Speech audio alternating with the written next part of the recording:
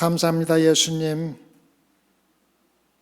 정말 죽어 지옥에 갈 생명들을 예수 그리스도의 귀한 피의 보혈로 깨끗하게 씻어주시고 영원한 천국에 우리를 위하여 자리를 마련하시는 예수 그리스도를 생각할 때 우리가 더 이상 감사할 것이 무엇이 있습니까?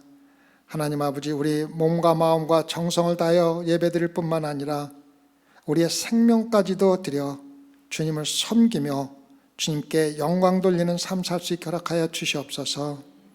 오늘 말씀을 전할 때 주님 함께해 주시옵고 말씀 가운데 살아 역사하시는 성령님의 크신 역사가 일어날 수 있게 허락해 주시옵소서. 그래, 오늘 저희들이 듣는 이 말씀이 우리 삶의 변화를 일으킬 수 있게 허락해 주시옵고 이 말씀으로 인하여 우리가 새로운 삶을 살 수 있는 온전한 하나님의 말씀이 될 수 있게 축복하여 주시옵소서. 감사함을 예수님 받들어 기도드렸사옵나이다. 사도 바울은 아직도 밀레도에 있습니다. 우리가 지난 2주간의 설교를 통해서 사도 바울이 자신의 과거의 사역을 통해서 어떠한 것을 우리에게 가르쳐 주셨고 그리고 미래에 겪어야 할 고난과 고통에 대하여 말하면서 교회 지도자들과 성도들뿐만 아니라 여러분과 저에게 교훈을 주는 것에 대하여 함께 배웠습니다. 조금 중간에 크게 해주실래요? 지금 밀레도에 와 있습니다. 밀레도에서 자기가 개발한 교회인 에베소로 가지 아니하고 에베소에 있는 장로들을 불러서 밀레도에서 마지막 작별 인사를 하는 모습을 오늘 말씀 가운데 있습니다. 사도 바울의 마지막 작별 인사를 통해서 우리에게 주는 하나님의 말씀을 함께 듣고 오늘은 사도행전 20장을 마치게 됩니다. 사도행전 20장 32절입니다. 지금 내가 너희를 주와 및 그 은혜의 말씀께 부탁하노니 그 말씀이 너희를 능히 든든히 세우사 거룩해 하심을 입은 모든 자 가운데 기업이 있게 하시리라. 첫 번째, 사도 바울은 마지막 작별 인사를 하면서 에베소에 남아있는 장로들뿐만 아니라 모든 성도들을 주님께 부탁하고 있습니다. 주님께 부탁하고 있습니다. 주님께 부탁한다는 말은 내가 너희들을 예수 그리스도 옆에 놓고 간다는 정말 아름다운 말씀입니다. 바울은 오래전부터 에베소 교회를 짊어지고 있었습니다. 마음속에 담고 다녔습니다. 바울은 자신이 떠난 후에 그 에베소에 사악한 이리때가 들어올 것을 알고 있었기 때문에 그들에 대해 많은 걱정을 하면서 선교여행을 다녔던 것입니다. 그들을 하나님께 부탁하는 것은 사실상 사도 바울이 지금 에베소를 떠나면은 다시는 그들을 볼 수 없다는 것을 알고 있었기 때문에 그들에 대한 모든 염려를 이제는 하나님께 맡겨드릴 수밖에 없었다는 것을 우리가 알 수가 있습니다. 우리가 사도행전을 함께 공부하면서 바울이 그들을 가르치는데 얼마나 많은 시간과 눈물과 훈련 끝에 바울은 그들에 대해 부모와 같은 마음을 가지고 있었던 것입니다.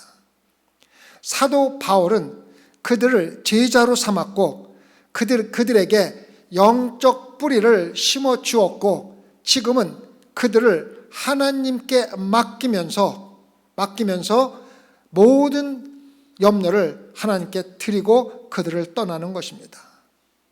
이 상황에서 내가 너를 하나님께 부탁하노니라는 말보다 믿는 자가 듣기에 더 좋은 배려와 애정의 표현은 아무것도 없다는 것을 우리가 알 수 있습니다. 성도 여러분, 내가 너를 하나님께 부탁한다고 말할 수 있는 유일한 사람은 먼저 나 자신을 하나님께 완전히 맡긴 사람들 뿐입니다. 하나님께 먼저 자신을 부탁하지 못한 사람은 사랑하는 사람이나 자녀나 배우자를 하나님께 맡길 수 있는 믿음이나 용기를 결코 가질 수가 없다는 것입니다.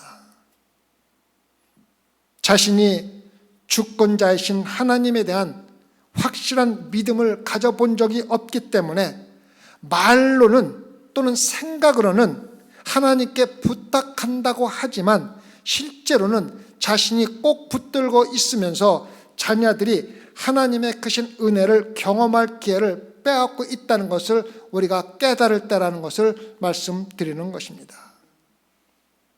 하나님께 부탁한다는 말은 우리가 단순히 그들에 대해서 무관심하게 대한다는 의미가 아닙니다. 자신이 직접적으로 그들에게 영향을 주던 관계에서 나는 빠지고 하나님께서 그들에게 직접적인 영향을 주는 관계로 바꾸어 주는 것이 그들을 하나님께 부탁한다는 의미입니다.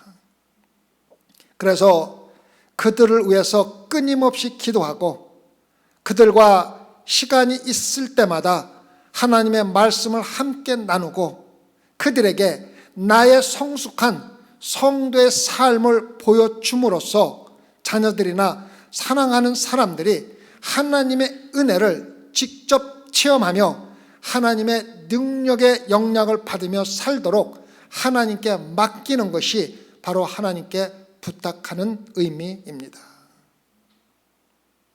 성도 여러분, 여러분의 자녀들이나 사랑하는 사람들을 주님이 인도하시도록 하나님께 부탁하는 그러한 신앙생활을 하시기를 바랍니다.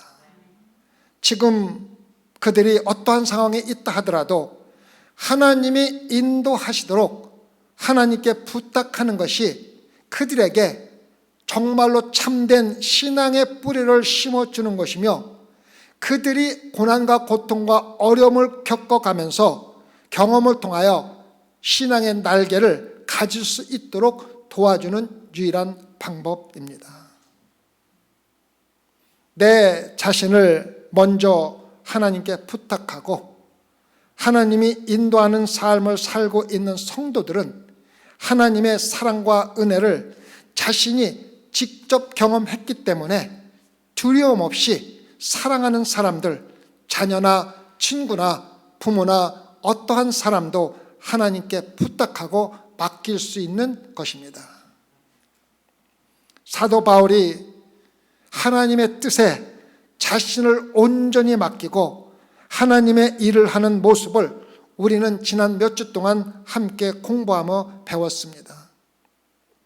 자신의 생명까지도 하나님께 맡기고 불완전한 미래를 향해 달려가는 사도 바울의 용기와 믿음을 여러분과 저는 이미 배웠습니다. 사도 바울은 예루살렘으로 가면서 성령이 증거하여 결박과 환난이 자신을 기다리고 있다는 것을 잘 알고 있으면서도 사도행전 20장 24절에서 나의 달려갈 길과 주 예수께 받은 사명 곧 하나님의 은혜의 복음 증거하는 일을 마치려 하면은 나의 생명을 조금도 귀한 것으로 여기지 아니하노라 고백한 것이 바로 사도 바울입니다. 어떻게 보면은 사도 바울이 무모하게 행하고 있는 것 같이도 보일 수가 있습니다. 사도 바울이 어리석은 믿음으로 하나님께 자신을 버리고 있는 것 같이 보일 수도 있습니다. 하나님의 사명을 받은 성도에게는 무모한 행동이 하나도 없고 단순히 믿음의 행동만이 있다는 것을 여러분은 알아야 합니다. 그래서 스펄전 목사님은 하나님이 다스리는 섬에서 아무것도 없이 난파되는 것보다 영적으로 더 좋은 곳은 없다고 고백했습니다. 사도 바울은 이제 에베소를 떠나면 다시는 그들을 볼 수 없다는 것을 알고 있었습니다. 그래서 하나님께 자신을 먼저 부탁하고 하나님의 인도하심에 따라가는 사도 바울은 개인적인 경험과 완전한 확신을 가지고 에베소에 있는 장로들과 양떼들을 하나님이 다스리는 섬에 남겨두고 하나님만 의지하도록 그들을 놓아두었다는 것입니다. 존 낙소의 전기 작가인 토마스 맥크리는 어린 시절에 고향을 떠나서 에든버그 대학교로 떠날 때 그의 어머니는 아들을 배웅하며 그와 함께 얼마 동안 길을 걸어가다가 마침내 그들이 헤어져야 할 장소에 도착했습니다. 어머니는 아들을 길가의 들판으로 데려가서 옥수수 더미 뒤에서 무릎을 꿇고 열렬히 그를 위해 주님의 축복을 간구하며 하나님께 그를 부탁하는 기도를 드렸습니다. 그의 아들은 이 기도를 결코 잊지 않았다고 나중에 고백했습니다. 하나님께 부탁한 어머니의 기도의 영광과 능력의 영향은 이 사람을 평생 인도하시는 근원이 되었고, 이 기도로 인하여 이 사람은 하나님만 의지하며 모든 역광과 고난을 겪어 들어가고 마침내 하나님께 영광 돌리는 삶을 살았다는 것을 고백했습니다. 두 번째, 바울은 그들을 하나님께 맡겼을 뿐만 아니라 하나님의 은혜의 말씀에 맡겼다고 기록하고 있습니다. 32절, 주와 및 그 은혜의 말씀께 부탁하노니. 그 은혜의 말씀이라는 표현은 예수 그리스도의 복음과 똑같은 말씀입니다. 우리가 이미 공부한 사도행전 14장 3절에서 바울은 하나님의 은혜의 말씀을 증거하는 것에 대해서 우리에게 이야기해 주었습니다. 사도 바울은 자신의 삶 자체가 온전히 하나님의 은혜에 전적으로 의지한 사람입니다. 바울은 그 편지에서 은혜라는 단어를 100번 이상 사용할 정도로 은혜에 매달려서 사는 사람입니다. 그래서 사도 바울은 서신서를 쓰면서 은혜와 평강이 너에게 있을지어다라는 말로 항상 시작한 것을 우리가 서신서를 통해서 쉽게 찾아볼 수가 있습니다. 은혜는 받을 자격이 없는 자에게 변함없고 과분한 혜택을 거저 주는 것을 말합니다. 그리고 이것이 바로 복음의 정의가 아닙니까? 구원은 받을 자격이 없는 죄인들에게 영원한 생명의 선물을 거둬주는 것이 아닙니까?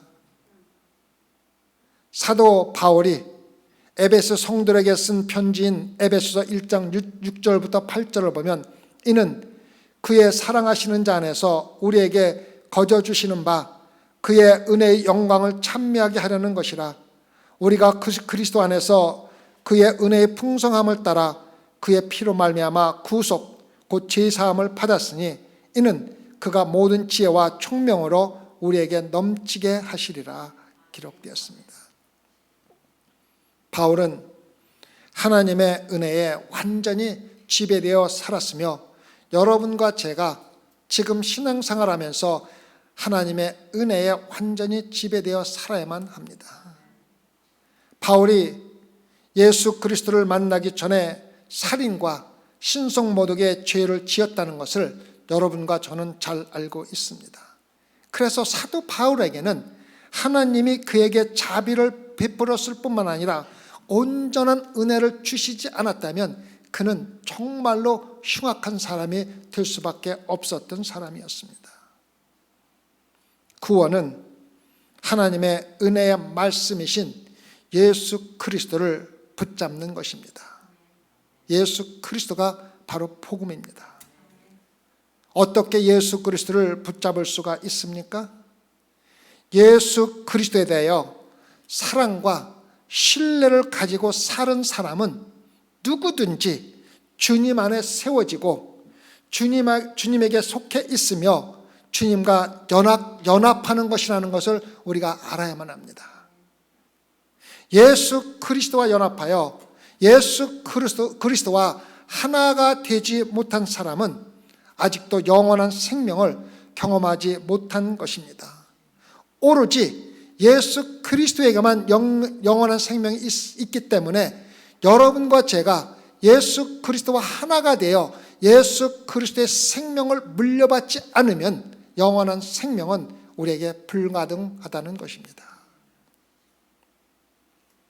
소망교회 성도 여러분, 우리는 신앙생활을 하면서 믿음과 사랑, 주님과 개인적인 교제와 기도, 실질적으로 하나님의 말씀과 일치하는 삶을 살면서 예수 그리스도께 연합해야만 영원한 생명을 얻을 수가 있습니다. 믿음과 사랑으로 이루어진 예수 그리스도와의 연합은 우리의 죄에 의해서 상처를 받을 수가 있고 그 연합이 끊어질 수가 있다는 것을 마음속에 새겨두어야 합니다. 우리의 행실과 성품이 예수 그리스도의 의로 계속해서 나타나지 않는다면 예수 그리스도와 연합하는 것은 실질적인 효과가 없다는 것을 기억하며 예수 그리스도가 우리에게 허락하신 의롭게 살아야 한다는 것을 알아야 합니다. 매끄럽게 다듬어진 두 개의 유리는 함께 놓으면 자동적으로 붙어 있게 됩니다. 그러나 두 유리 사이에 모래를 집어넣으면 절대로 두 유리는 함께 붙어 있을 수가 없고 떨어질 수밖에 없습니다. 만약 여러분과 주님 사이에 아주 작은 죄악이 끼어들게 허락한다면 믿음과 사랑으로 연합된 예수 그리스도와의 관계가 끊어지게 된다는 것을 여러분들에게 알려주는 것입니다. 예수 그리스도의 복음에는 우리가 영원한 생명을 얻는데 필요로 하는 모든 진리가 담겨 있으며 어떠한 상황에서나 하나님이 인도하신다는 사실을 온전히 믿는 것이 예수 그리스도와 하나가 되는 것입니다. 그리스도인의 일상생활에서 예수 그리스도의 말씀의 원칙에 따라 의롭게 살아야만 한다는 것입니다. 예수 그리스도의 빛을 따라 걸으며 빛 가운데 살게 되면 우리가 처해 있는 모든 문제, 어떠한 것들은 매우 중요한 문제라 할지라도 그러한 문제들은 부수적인 것이 되며 예수 그리스도와 우리의 관계는 올바르게 진행되어 갈 수가 있다는 것입니다. 세 번째, 사도 바울은 주는 것에 대하여 우리에게 도전을 하고 있습니다. 사도행전 20장 33절부터 35절입니다.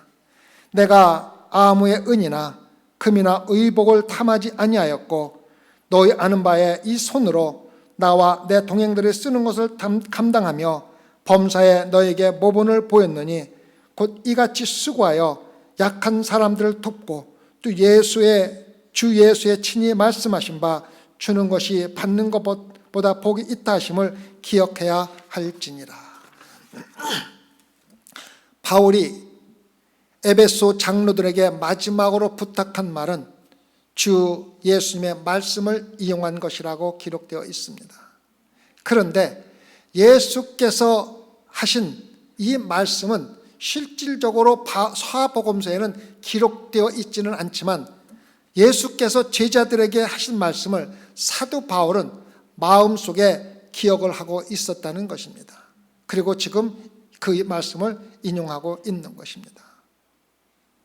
사도 바울은 자기 자신을 부인하고 자신의 삶을 나누어 주는 것을 사는 것이 교회 지도자로서 그리고 주님을 섬기는 성도로서 가장 필요하고 중요한 사역이라는 것을 우리에게 알려주고 있습니다. 바울은 내가 아무의 은이나 금이나 의복을 탐하지 아니했다고 고백하고 있습니다. 돈에 대한 사랑이 거짓 선지자를 구별하는 가장 좋은 특징입니다. 미가서 3장 11절에서 미가는 거짓 사도들을 꾸짖으며 그 두령은 뇌물을 위하여 재판하며 그 제사장은 삭슬을 위하여 개원하며 그 선지자는 돈을 위하여 점치면서 오히려 여호와를 의뢰하여 이르기를 여호와께서 우리 중에 계시지 아니하냐, 재앙이 우리에게 임하지 아니하리라 하는도다 기록하고 있습니다. 선지자 이사야는 굶주린 개와 같이 결코 배부르지 않고 계속해서 뇌물을 주고 조장하며 백성의 돈을 칼차는 백성의 거짓 목자들에 대하여 이렇게 말했습니다. 이사야서 56장 11절에 이 개들은 탐욕이 심하여 족한 줄을 알지 못하는 자여 그들은 몰각한 목자들이라 다 자기 길로 돌이키며 어디 있는 자이든 자기 이만 도모하며 살아가는 자들이라고 기록하고 있습니다. 참된 목자는 양떼들을 길러서 털을 깎아 이득을 보는 자들이 아닙니다. 참된 목자는 양떼를 먹이는 자입니다. 그 이득을 누가 보든 상관없지, 참된 목자들은 양떼들을 먹이는 데 집중하는 사람들입니다. 바울은 자신을 하나님께 드렸습니다. 바울은 양떼에게 자신을 바쳤습니다. 바울은 말씀 사역에 자신을 바쳤습니다. 온전히 주는 삶을 살아온 사도 바울은 주는 것이 받는 것보다 훨씬 더 복되다고 여러분과 저에게 알려주고 있는 것입니다.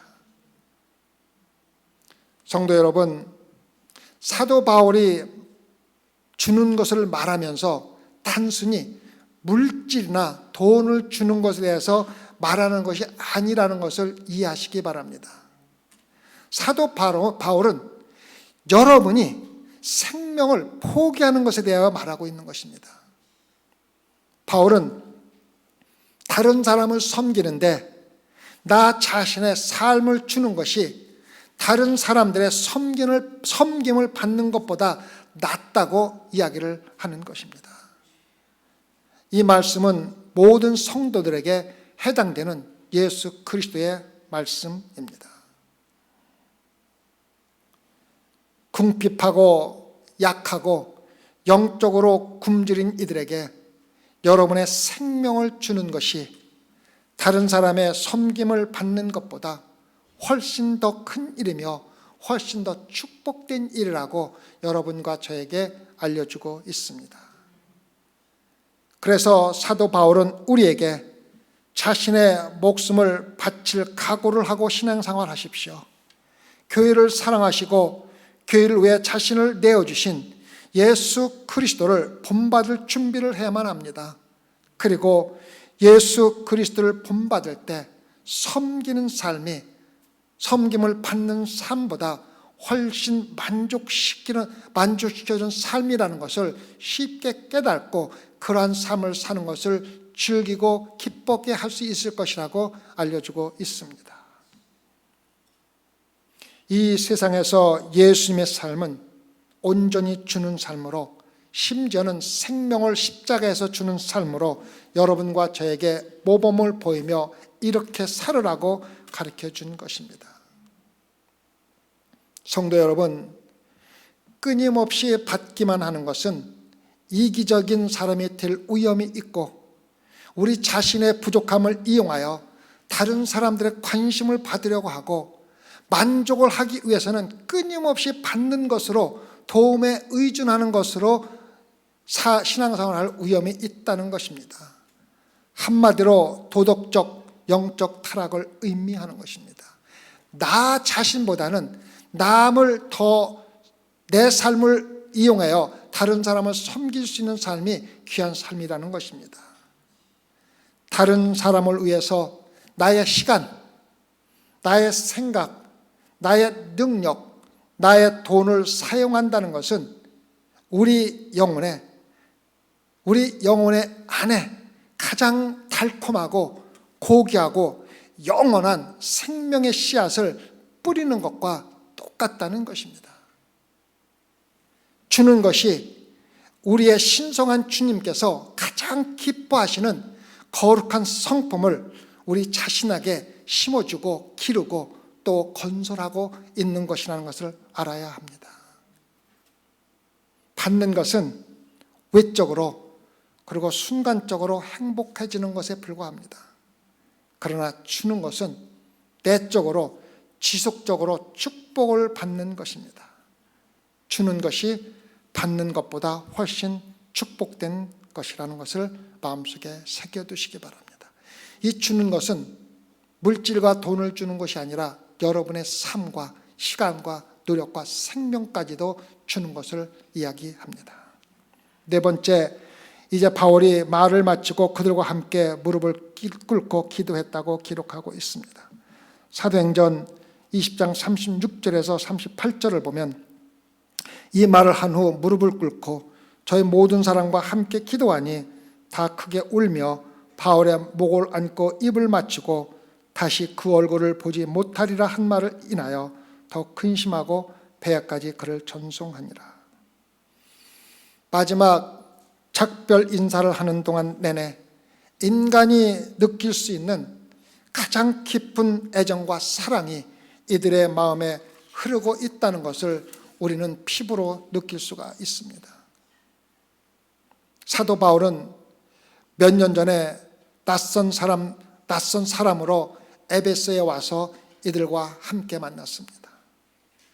바울이 처음 도착했을 때 2시간 동안이나 크다 에베소 사람의 아데미어라고 외치는 수천 명의 사람들로 경기장을 가득 채우는 폭동의 원인이 된 사람이 바로 사도 바울이었습니다.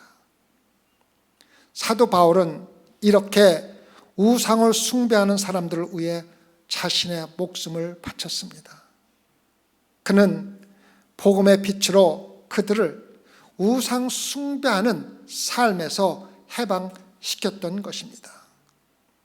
예수 그리스도의 십자가의 보혈의 피로 그들에게 영원한 생명을 준 것입니다.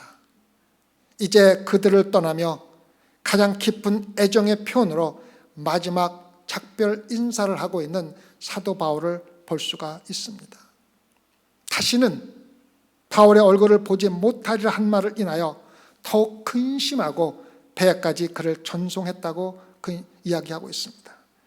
이 근심이란 단어는 예수님이 어렸을 적에 요셉과 마리아가 예수라는 청년을 잃어버렸을 때 사용한 말과 똑같은 단어입니다.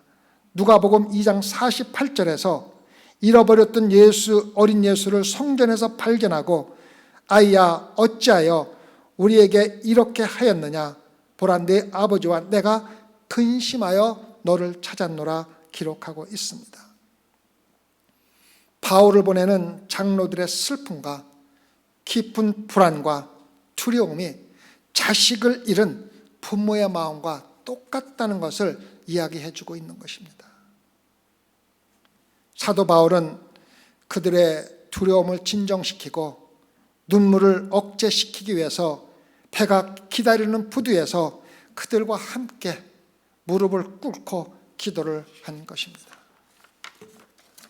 사람들이 북적거리고 물건으로 가득 찬 부두에서 무릎을 꿇고 기도하는 사도 바울과 장로들의 모습을 상상해 보시기 바랍니다. 그 당시에 기도하는 일반적인 자세는 서서 하늘을 우러러 보는 것이었습니다. 예수님은 그 자세로 정기적으로 기도하셨다는 것을 우리가 사복음서에서 쉽게 알 수가 있습니다.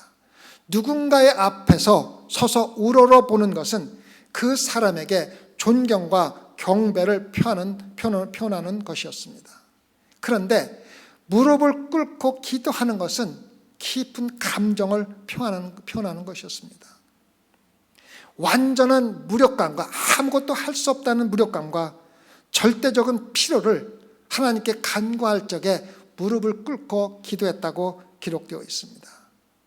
예수 그리스도는 겟세마네 동산에서 무릎을 꿇고 자기 죽음에 대한 깊은 슬픔을 느끼며 하나님 아버지께 간절히 기도한 것을 여러분은 기억하실 것입니다.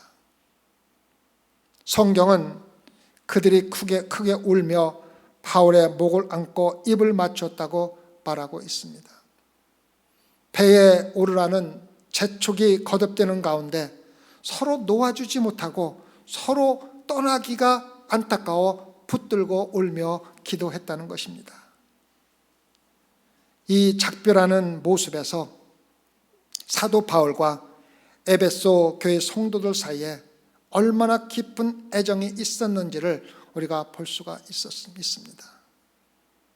이러한 깊은 사랑의 관계가 소망교회 성도들 가운데 반드시 있어야 합니다. 이제 이 성경 말씀을 우리의 삶에 적용하여 우리와 예수 그리스도와 어떠한 관계를, 어떻게 깊은 관계를 가져야 하는지를 조금 말씀을 드리겠습니다. 첫 번째, 우리와 주님의 관계는 성령에 자신을 온전히 맡김으로써 깊은 개인적인 관계를 이루어야만 합니다. 우리는 하나님의 영인 성령의 지시에 전적으로 순종해야 합니다. 우리의 주님을 기쁘시게 하는 것들을 끊임없이 추구하는 것이 여러분과 예수 그리스도와의 관계를 추구하는 것입니다. 성령에 완전히 맡긴다는 것이 성령이 책임을 지고 있기 때문에 단순히 아무것도 하지 않고 앉아 있어야 한다는 것을 의미하는 것은 아닙니다.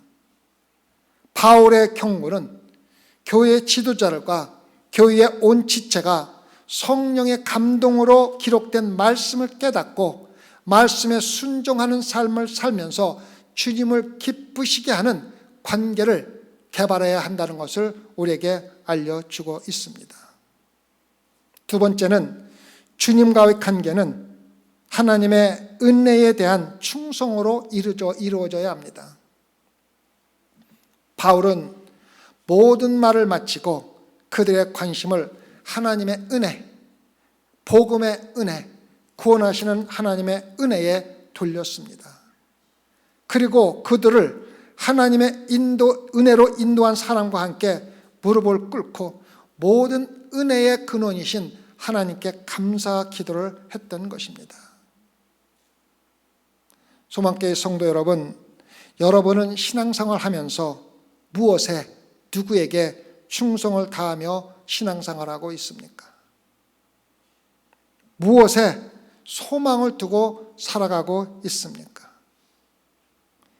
여러분을 능히 세우시는 능력이 있으신 분, 반석 같은 흔들리지 않는 소망을 주시는 분, 천국에서 우리에게 영원한 기업을 주시는 분, 우리 모든 은혜에 하나님께 소망을 두고 예수 그리스도께 충성을 다하며 신앙생활을 하고 있느냐고 제가 여러분에게 묻고 있는 것입니다.